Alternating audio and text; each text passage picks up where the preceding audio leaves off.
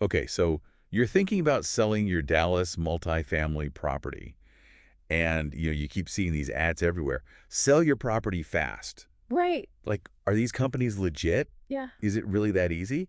That's what we're diving into today. We're Absolutely. going to unpack one of these companies' red pen properties and see if what they're offering is as good as it sounds. Yeah, they definitely make it sound appealing.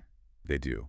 Like almost too good to be true. Yeah, because isn't that always the case? Right. So red pen, their big thing is speed. Speed is the name of the game. Cash offers no waiting for the bank to approve anything. Right. How does that even work? So imagine this. You've gone through the whole traditional process of, you know, listing your property, you found a buyer, Right. you like each other, you agree on a price, and then Yeah. you're just waiting for the mortgage to go through, for the bank to give the final thumbs up, and that can take weeks, Yeah. sometimes months. For sure. That's where a cash offer changes everything because companies like Redpin, they're using their own funds. They're not waiting for some bank to give them the green light. So they're like the express lane of real Exactly. estate. You skip all that waiting and get straight to the closing table. So there's got to be a catch, right?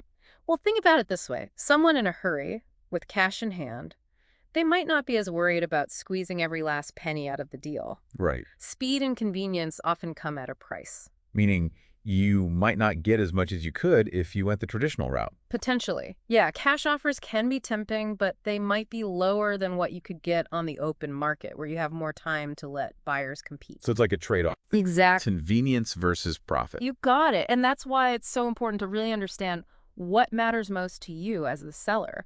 What are your priorities? Okay, so let's talk about this whole as-is thing they're always talking about. As is. Oh, So I don't have to fix that leaky faucet right. or update my kitchen from 1985. That's what they're saying. Sounds too good to be true. It does sound appealing, right? Especially if you just want to hand over the keys and be done with it. Yeah, who wants to deal with renovation? Exactly. But here's the thing. Investors like Redpin are in the business of making money, and they're going to factor in the cost of any repairs or upgrades. Okay, so it's not like they're just ignoring that giant crack in the wall.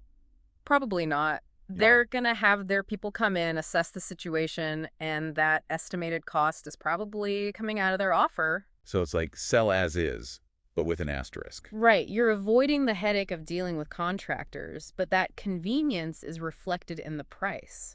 Interesting. I'm starting to notice a theme here. What's that?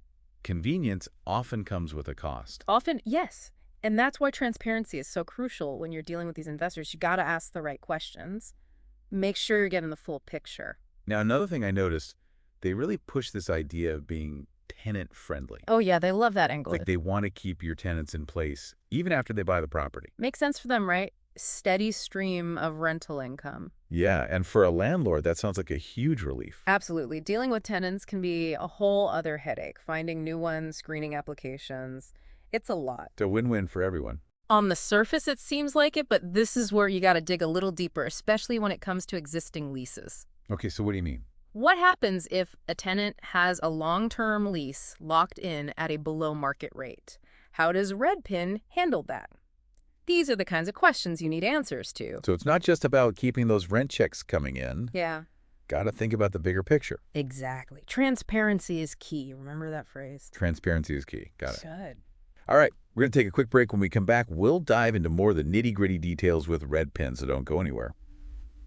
It's interesting, though, because they really push this seamless, stress-free narrative. Oh, absolutely. But like we're seeing, there's always more to this story. Always more to it. For example, they make a big deal about saving you that 6% real estate agent fee, which, okay, yeah, that sounds great on paper. It's very appealing. But are there other fees involved? Like, what are we not seeing? Well, it's not necessarily about hidden fees, but more about understanding the whole picture, their business, right? Right. So they have their own costs like administrative fees, legal fees associated with the transaction, and then there's the whole repair deduction thing we talked about. So you really got to read the fine print. Always read the fine print. Because when they say seamless, what does that even mean in reality? Right, like what does seamless even mean? Yeah, is it actually seamless? Seamless for one person might be a nightmare for someone else. So true. It all depends on your tolerance for paperwork and phone calls and back and forth. So what kind of contract are we even signing here? Is it a standard real estate agreement, or is this something totally different? Investors often use their own contracts, Oh, really? which is perfectly legal, But yeah, you definitely want to take a close look. Make sure you understand the terms. Yeah, like what am I actually agreeing to here? Exactly. Pay attention to things like timelines for inspections and appraisals, Okay. any contingencies, exit clauses, anything that could potentially throw a wrench in the works. So basically, don't skip the lawyer. I would say a good real estate attorney is worth their weight in gold in these situations. Agreed. Okay, so another thing they talk about is reducing legal and financial risks. Right.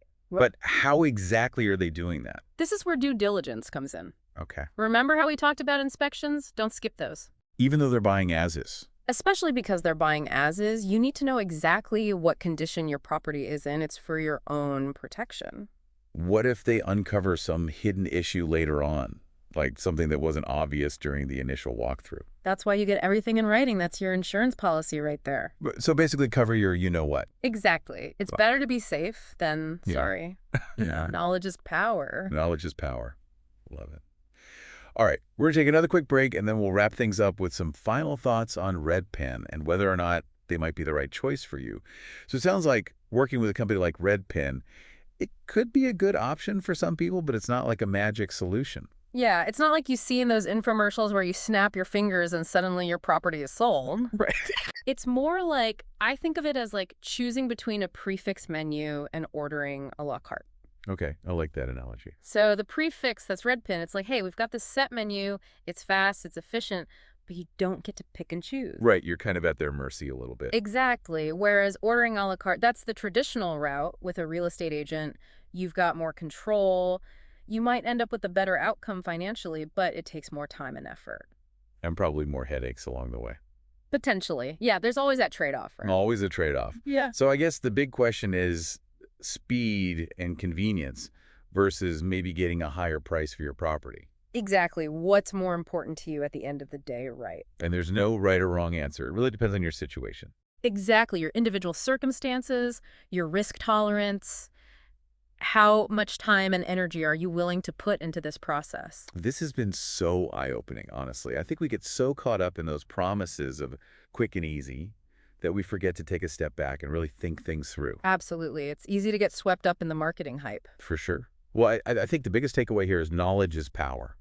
Couldn't agree more. The more you know, the better equipped you are to make the best decision for your situation. Exactly. And even if you're leaning towards a faster sale, don't just jump at the first offer that comes your way. Right. Get multiple offers. Compare them carefully. Don't be afraid to negotiate. And ask questions. So many questions. Like, don't be afraid to grill them a little bit. Exactly. Right. As a seller, you're in the driver's seat.